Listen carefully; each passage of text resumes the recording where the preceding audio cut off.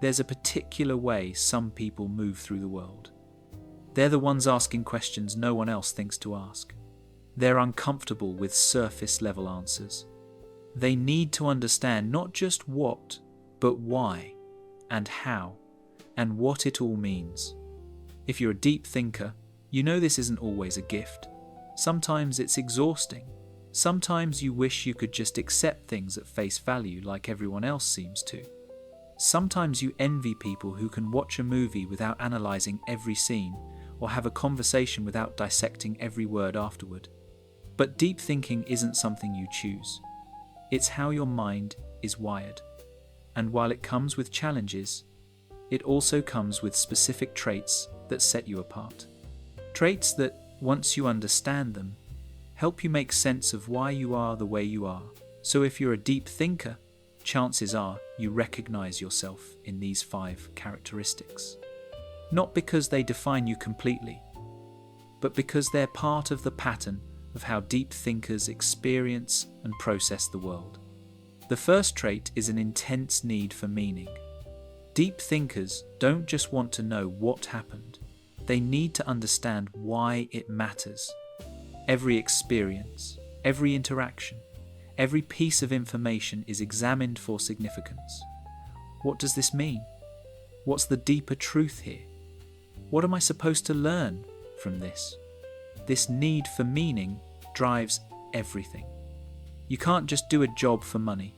You need to believe the work matters. You can't just have small talk. You need conversations that go somewhere real. You can't just consume information. You need to understand how it all connects. This makes life richer in some ways. You find depth in places others see nothing. A simple conversation becomes profound. A moment becomes meaningful. You're constantly discovering layers beneath the surface.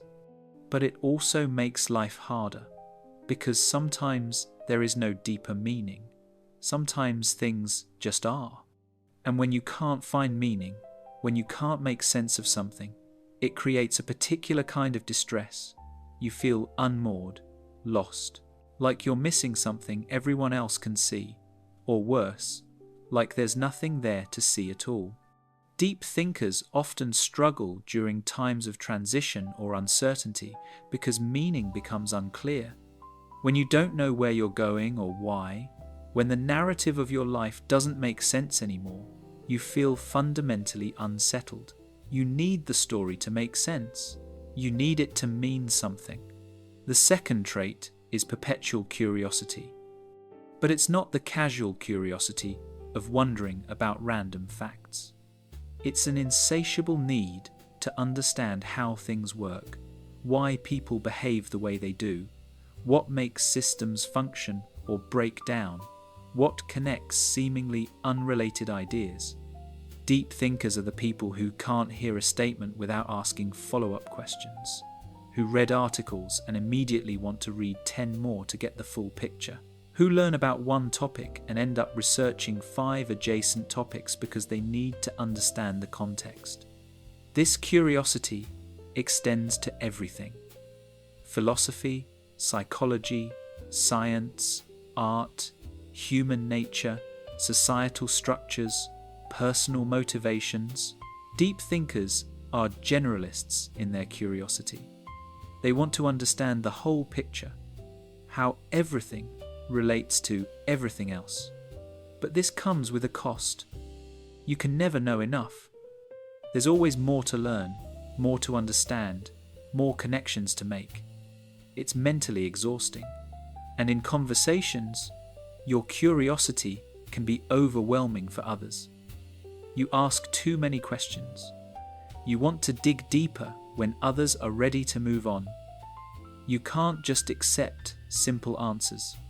People sometimes find this intimidating or annoying. They think you're challenging them when really you're just trying to understand. They want to move on when you're just getting started. And you're left feeling like your natural way of engaging with the world is somehow wrong. The third trait is comfort with complexity. Where most people want simple answers, clear categories, and straightforward solutions, Deep thinkers are comfortable in the grey areas. In fact, you often find the grey areas more truthful than black and white thinking. You understand that most things are paradoxical, that two opposing things can both be true, that people are contradictory, that situations are nuanced, that easy answers are usually incomplete answers. This makes you good at seeing multiple perspectives. You can hold conflicting viewpoints in your mind simultaneously and understand the validity in each. You're less likely to be dogmatic because you see how complicated most issues actually are.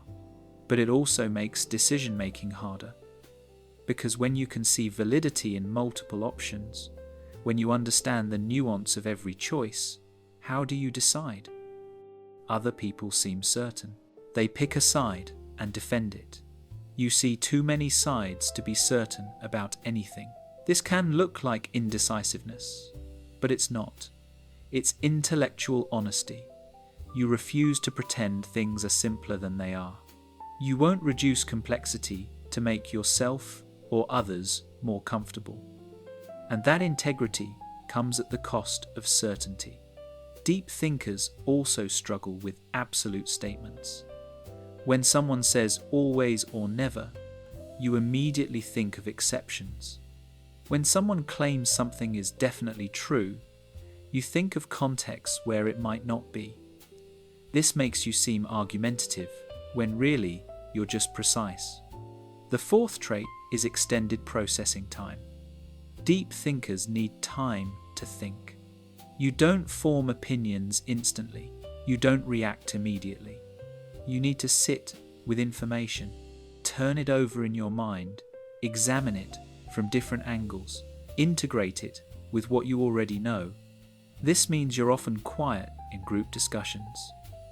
Not because you have nothing to say, but because you're still processing. By the time you've formulated your thoughts, the conversation has moved on, so you stay silent, and people assume you're disengaged when actually you're the most engaged person in the room.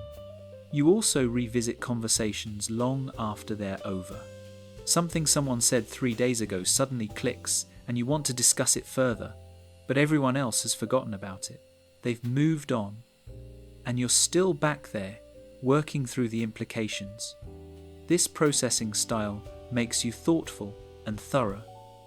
Your opinions are well considered. Your insights are deep, but it also makes you feel perpetually behind. Like everyone else is moving faster than you can keep up with. Like you're always arriving at understanding just after the moment has passed.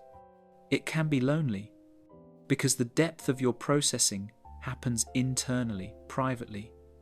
People don't see the work you're doing. They just see someone who's quiet, slow to respond, maybe even checked out. They don't realize you're doing in-depth analysis while they're making snap judgments. The fifth trait is a tendency towards solitude. Not because deep thinkers are antisocial, but because deep thinking requires space. It requires quiet.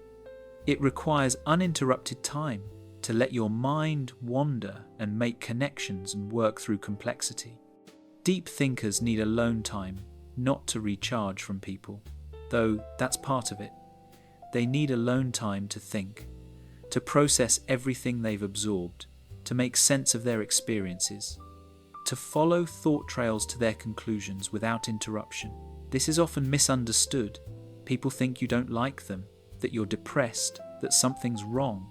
They don't understand that solitude is where you do your best thinking, that you need it the way others need social interaction. And when you don't get enough solitude, you start to feel fragmented, overwhelmed, like you're accumulating too much unprocessed information and emotion. You need time alone to integrate, to make sense, to become whole again. But this need for solitude can create distance in relationships. Partners feel rejected, friends feel abandoned, family thinks you're pulling away, and you're caught between your need for thinking space and others' need for your presence. The key is finding people who understand that your need for solitude isn't personal, that you're not withdrawing from them. You're withdrawing into yourself because that's where your mind needs to go sometimes.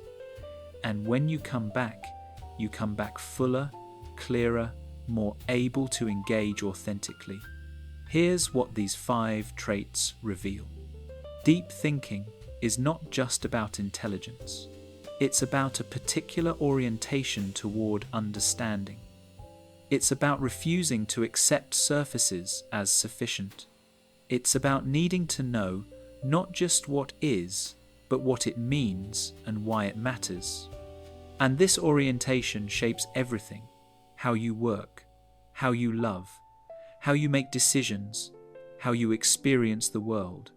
It's not always comfortable, it's often isolating, but it's also the source of insight, creativity, wisdom, and profound understanding. If you recognize these traits in yourself, know this: you're not overthinking. You're thinking at the depth that feels true to you. You're not too intense. You're engaging with life at the level of complexity it actually has. You're not slow. You're thorough. And while the world often rewards quick thinking, surface-level engagement, and simple certainty, it desperately needs deep thinkers. It needs people who ask hard questions, who sit with complexity, who refuse easy answers, who think beyond the obvious. Your depth is not a flaw, it's a capacity. And the more you understand how your mind works, the more you can work with it instead of against it. The more you can create a life that honors your need for meaning, curiosity, complexity, processing time, and solitude. Because deep thinking is not something to overcome. It's something to embrace, not despite the challenges it brings, but because of the richness it creates. Because shallow waters might be easier to navigate, but they're never where the interesting things are found. The depths, that's where truth lives. That's where meaning hides. That's where real understanding emerges. And if you're a deep thinker, that's where you belong. Not fighting against your nature, but diving deeper into it. Not wishing you were different, but becoming more fully who you already are. So think deeply, ask your questions, seek your meaning, embrace your complexity, take your time, find your solitude, and trust that your particular way of engaging with the world, exhausting as it sometimes is exactly what makes you valuable. The world doesn't need more surface-level thinkers. It needs you, exactly as you are, thinking exactly as deeply as you do, finding exactly the meaning you're searching for.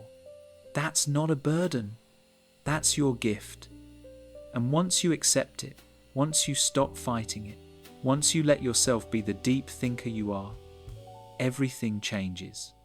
Not because the world changes, but because you finally stop apologizing for seeing it more deeply than most people ever will. Thanks for watching. I'll catch you next time.